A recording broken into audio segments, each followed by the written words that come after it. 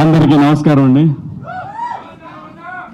పాత్రికేయ సోదరులకు, మీడియా మిత్రులందరికీ కూడా పేరు పేరున నమస్కారాలు.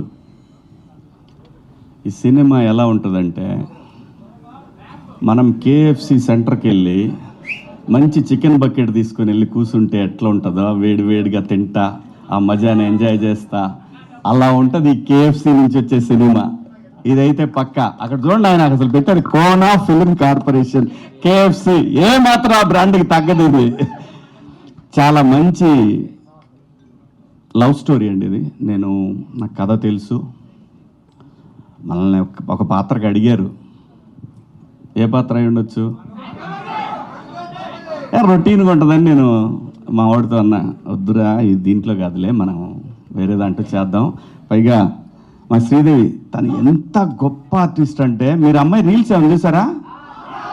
ఓరి బాబు, ఏం ఎక్స్ప్రెషన్స్.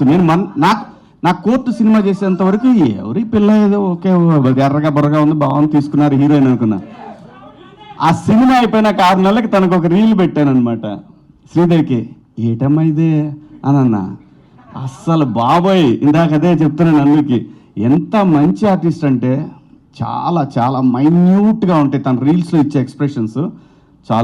చాలా గొప్ప ఆర్టిస్ట్ అవుతుంది, చాలా దూరం వెళ్తుంది. అలాగే రోహన్ ఏదోట్లే అబ్బా, నా ఇష్టం వచ్చిందంట మంగపతి ఇక్కడ. నాకు అది కన్ఫ్యూజ్. మాకేం 90s రోహన్ గాడు ఉన్నాడు, ఇక రోషన్ గాడు, ఎక్కడ తెచ్చేది లేదు. సరే, వీళ్ళిద్దరూ very close to my heart.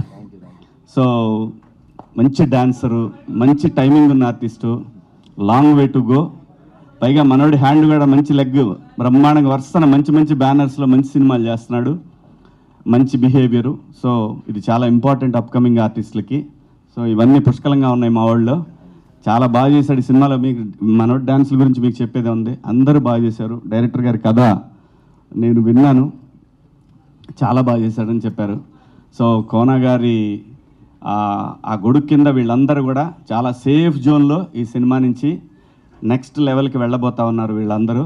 ఖచ్చితంగా కోనా గారి ఫోటో వాళ్ళ జీవితకాలం పెట్టుకోవాలి, కొత్త డైరెక్టర్ కానీ వీళ్ళందరూ కూడా. ఎందుకంటే వీళ్ళందరికీ ఎవరికి తెలీదు, ఈవెన్ మన శివ గారికి కూడా తెలీదు. కోనా గారు ప్రొడ్యూసర్గా చేసిన సినిమాకి, ఆ సినిమాకి చేసిన ట్రైలర్కి నేను అసిస్టెంట్ అనమాట అక్కడ ఆ స్టూడియోలో, ఎడిటింగ్ డిపార్ట్మెంట్లో, రాజ్భవన్ రోడ్లు.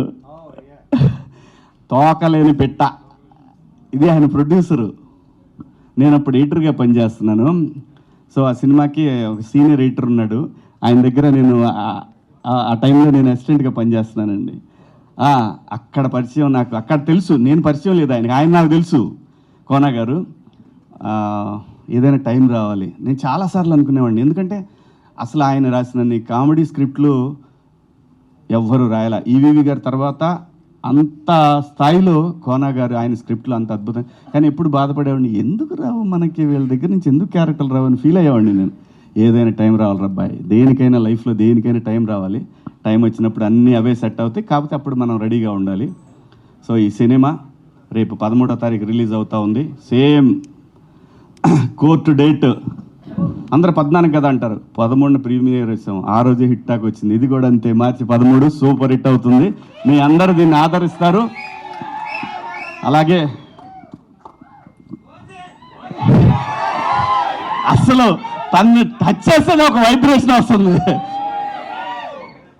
తమన్ గారు నాకు చాలా చాలా చాలా చాలా సంవత్సరాల క్రితం తను కష్టపడే రోజుల దగ్గర నుంచి నాకు తెలుసు. నందమూరి తమన్ కావచ్చు, కొణిదెల తమన్ కావచ్చు, తెలుగోళ్ళ తమన్, అది చాలా బాగుంది కదా. జై తమన్.